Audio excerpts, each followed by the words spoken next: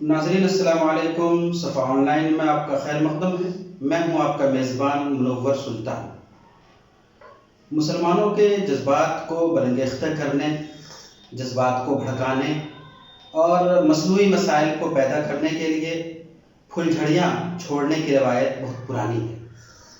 اس طرح کے ایشوز ہر کچھ دنوں کے بعد اٹھائے جاتے ہیں تاکہ مسلمان کے جذبات برانگیختہ ہوں، وہ جذبات کی رو میں آئیں اور کچھ ایسا کریں جس سے دوسروں کو فائدہ ہو۔ ناظرین، یہ چیزیں ہوتی رہتی ہیں۔ سوال یہ نہیں ہے کہ چیزیں کیوں ہوتی ہیں، سوال یہ ہے کہ جب بھی اس طرح کے واقعات ہوں تو ہمارا رد عمل کیا ہوتا ہے، ہم کیا کرتے ہیں؟ کیا ہم لوگوں کے بہکاوے میں آ جاتے ہیں؟ کیا ہم بار بار وہی پرانی حرکتیں کرتے ہیں، یا ان واقعات سے فائدہ اٹھاتے ہیں، تجربہ حاصل کرتے ہیں اور آئندہ کے لیے کچھ سوچتے ہیں، سمجھتے ہیں؟ آج ہم بات کریں گے ایک ایسے ہی موضوع پہ جو کل شام سے اسکرین پہ سامنے آیا اور آج تمام اخبارات کی زینت ہے یہ خبر۔ جو بھی چینل آپ کھولیں وہاں پہ آپ کو یہ چیز ملے گی۔ لکھنؤ کے ایک معروف فرد، ہم کوئی بڑی شخصیت نہیں کہتے، ایک معروف فرد جو شیعہ کمیونٹی سے تعلق رکھتے ہیں، انہوں نے نعوذ باللہ قرآن کی بعض آیات کو یہ کہا ہے کہ اس سے دہشت گردی کو شہ ملتی ہے، دہشت گردی کی تعلیم ملتی ہے، اور ایسی آیتوں کو قرآن سے حذف کرنے نعوذ باللہ کا مطالبہ کیا ہے۔ اور نہ صرف انہوں نے اپنا یہ بیان میڈیا میں دیا ہے بلکہ باضابطہ عدالت میں عرضی بھی داخل کی ہے۔ یہ واقعہ بہت اہم ہے، قابل غور ہے، لیکن ایک بار پھر میں یہ کہنا چاہوں گا کہ یہ اور اس طرح کے واقعات دراصل ہمارے امتحان، ہمارے صبر کا امتحان لینے کے لیے بھی ہے۔ ہماری قومی سوچ کیا ہے اس کو پرکھنے کے لیے بھی ہے، لہٰذا بہت ضروری ہے کہ ان جیسے واقعات پہ ہم سنجیدگی سے غور کریں۔ آج ایسے ہی کچھ سوالات لے کر میں حاضر ہوا ہوں آپ کے ساتھ، اور میرے ساتھ موجود ہیں ایک مانوس چہرہ، ملی، سماجی اور تعلیمی کاموں میں مستقل لگنے والی شخصیت جناب مولانا مصطفیٰ مدنی صاحب، ہم ان کا خیر مقدم کرتے ہیں۔ مولانا حسب معمول آپ کا ہمارے پروگرام میں خیر مقدم ہے۔ آج پھر ہم ایک ایشو کو لے کے حاضر ہوئے ہیں صفا آن لائن کے ناظرین کے سامنے، تو ہم چاہیں گے کہ جو مسئلہ ہے اس پہ ہم کچھ بات کر سکیں، کچھ گہرائی میں جا سکیں اور لوگوں کو دکھا سکیں۔ تو پہلا سوال ہم آغاز یہاں سے کریں گے کہ اس واقعے جو کچھ ہوا ہے اور ایک ہنگامہ مچا ہوا ہے، اس پہ پہلا رد عمل، پہلا ریئیکشن آپ کا کیا ہوگا؟ بسم اللہ الرحمن الرحیم۔ صفا آن لائن کے ناظرین السلام علیکم ورحمۃ اللہ وبرکاتہ۔ جو مسئلہ ہے وسیم رضوی کی طرف سے اٹھایا گیا وہ قدم کہ ہندوستان کی عدالت عالیہ میں سپریم کورٹ میں ایک عرضی داخل کی گئی ہے کہ قرآن مجید کی 26 آیتیں ہیں جو بنیادی طور پر قرآن سے نکالے جانے کی مستحق ہیں نعوذ باللہ، اور اس کے لیے سپریم کورٹ کو غور کرنا چاہیے۔ اس پر ہمارا مسلمانوں کا اور ایک سمجھدار انسان کا رد عمل کیا ہونا چاہیے؟ ناظرین کرام، ہمارا رد عمل وہی ہونا چاہیے جو نبی کریم صلی اللہ علیہ وسلم کا رد عمل رہا کرتا تھا۔ رسول اللہ صلی اللہ علیہ وسلم پر قرآن مجید براہ راست نازل ہوتا تھا، وہ امانت آج ہمارے پاس ہے۔ رسول اللہ صلی اللہ علیہ وسلم جب قرآن مجید کی تلاوت کرتے اور اہل مکہ کو پتہ چلتا تو اس میں وہ لوگ بھی ہوتے جو رسول اللہ صلی اللہ علیہ وسلم کے مخالف تو تھے لیکن وہ کہتے نہیں یہ کلام بہت اہم ہے، وہ لوگ بھی ہوتے جو اس کلام پر مزید غور کرتے، اسے اچھے سے پڑھتے اور تلاوت کرتے، اور کچھ ایسے لوگ بھی ہوتے تھے جو قرآن مجید کو نشانہ بناتے تھے، قرآن مجید کو بہکی بہکی باتیں کہا کرتے تھے، جادو اور ٹونے کی چیز کہا کرتے تھے، کہاوت کہا کرتے تھے، بہت سارے الزامات کی شکل میں قرآن مجید کو تردید کرنے کی کوشش کرتے تھے۔ یہ کوششیں اور بھی تاریخ میں ہوئی ہیں۔ رسول اللہ صلی اللہ علیہ وسلم کا رد عمل کیا تھا؟ صحابہ کرام کا رد عمل کیا تھا؟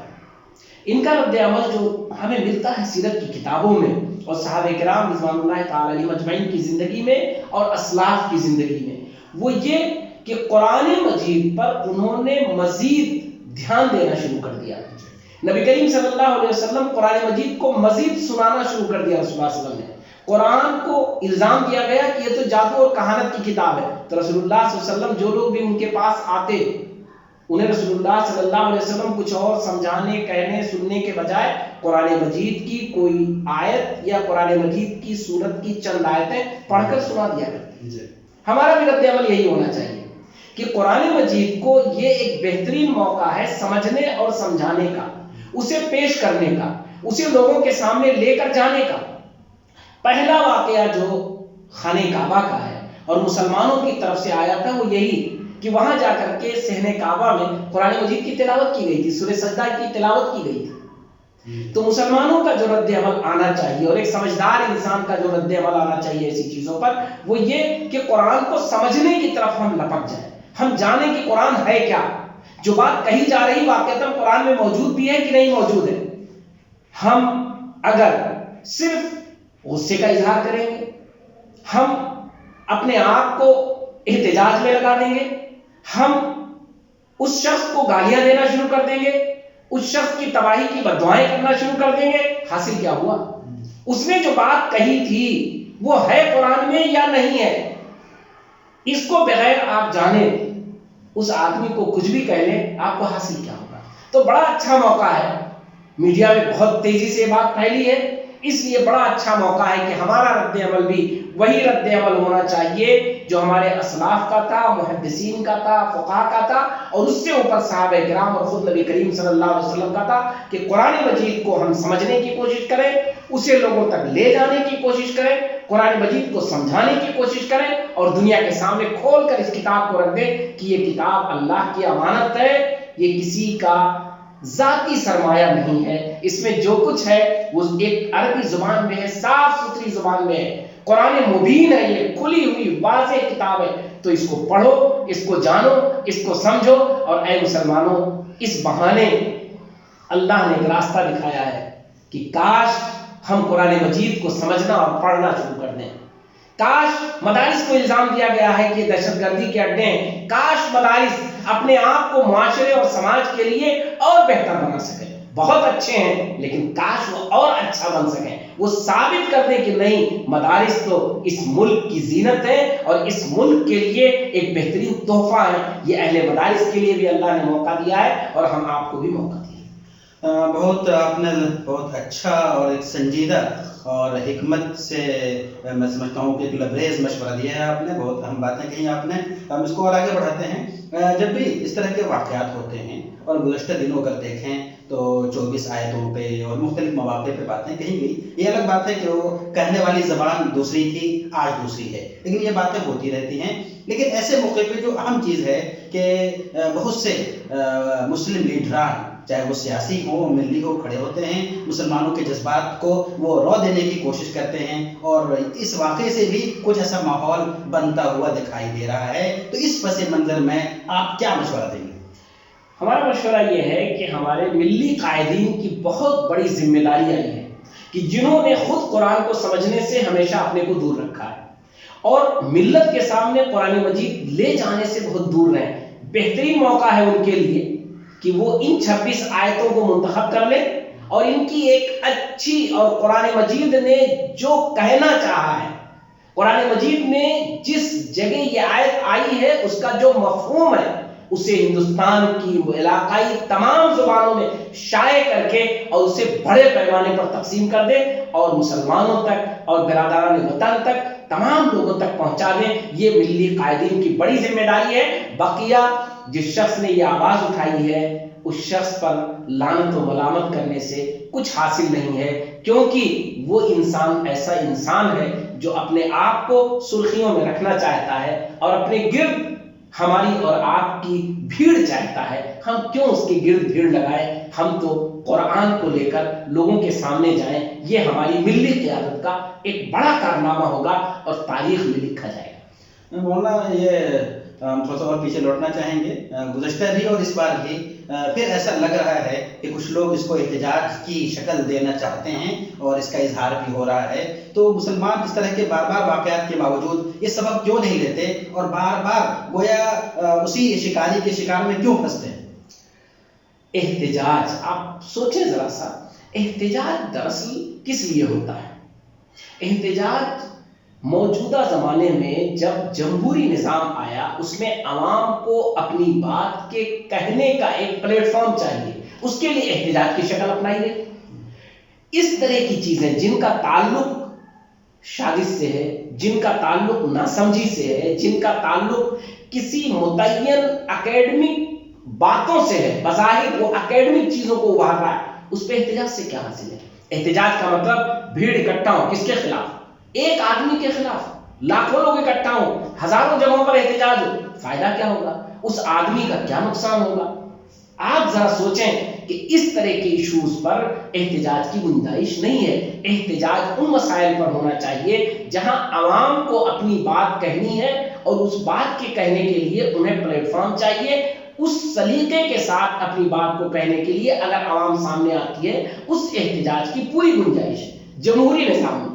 لیکن یہ مسئلہ ایک خاص قرآن مجید سے ہے، اس کا تعلق ہندوستان میں ایک کمیونٹی سے ہے، اور وہ کمیونٹی اگر احتجاج کا راستہ اپنائے گی تو یقین جانیے شیطان اس کا غلط فائدہ اٹھائے گا۔ ماضی کے تجربات اس کو بتلاتے ہیں کہ اس طرح کے ایشوز پر جب بھی احتجاج ہوا تو کبھی بھی وہ ملت کے لیے سود مند نہیں ہوا ہے۔ احتجاج کرنے کی تاریخ کچھ رہی ہے اور ابھی بہت قریب کی رہی ہے۔ ہمیں اور آپ کو چاہیے کہ بالکل احتجاج سے اپنے آپ کو الگ رکھیں، احتجاج کی روش نہ اپنائیں۔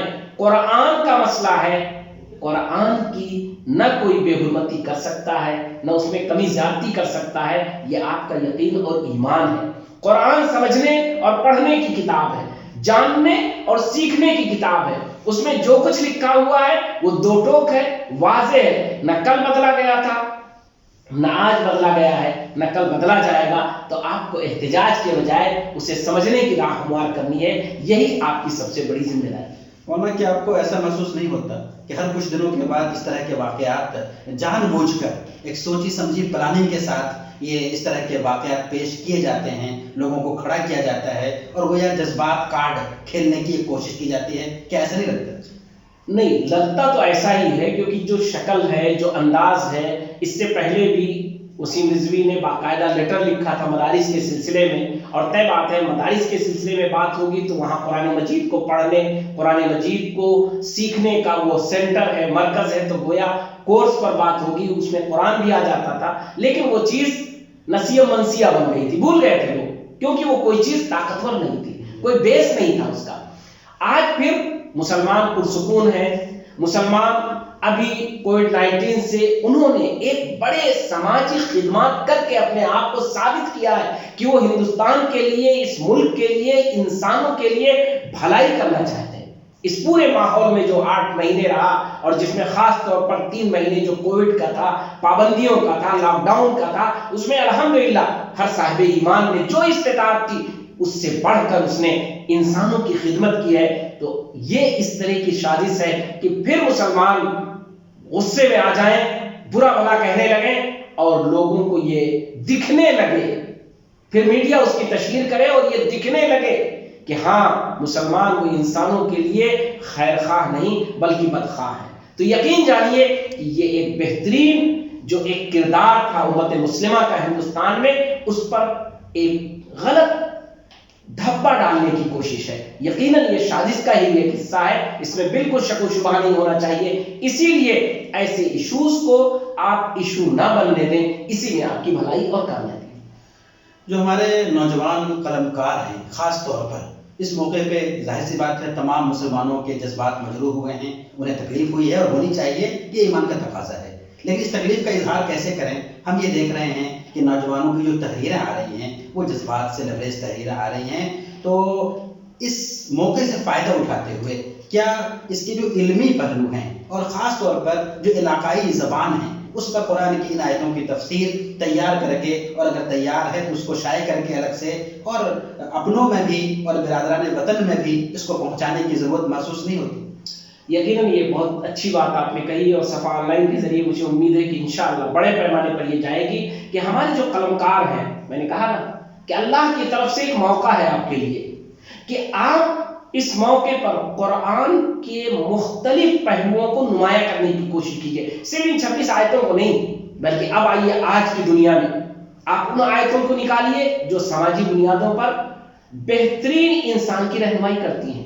آپ ان آیتوں کو نکالیے جو انسان کے سکون اور اس کے اطمینان پر گفتگو کرتی ہیں. آپ ان آیتوں کو الگ کیجئے جو انسان کو سائنسی حقائق کی طرف لے جاتی ہیں. آپ ان آیتوں کو نکالیے جو سماج اور معاشرے میں انسانی کردار کو بتلاتی ہیں, جو ایک معیاری انسان کا رول پیش کرتی ہیں. آپ ان آیتوں کو لائیے جو انسان کو نصیحت دیتی ہیں اور اس میں واقعات چھپے ہوئے ہیں.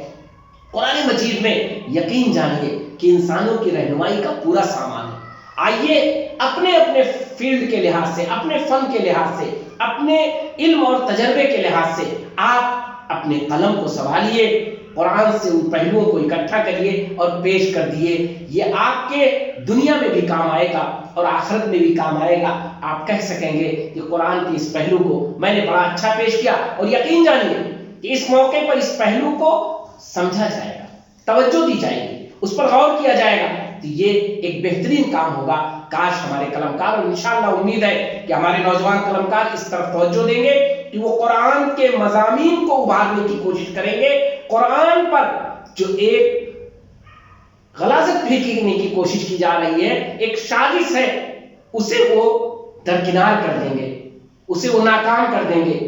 اس کے لیے اتنا کافی ہے کہ یہ سازش ہے, بس اس سے زیادہ کچھ کہنے کی ضرورت نہیں. مولانا ایک آخری سوال, اور میرے خیال سے آخری سوال, اس طرح کی چیزیں مستقل پیش آتی رہتی ہیں.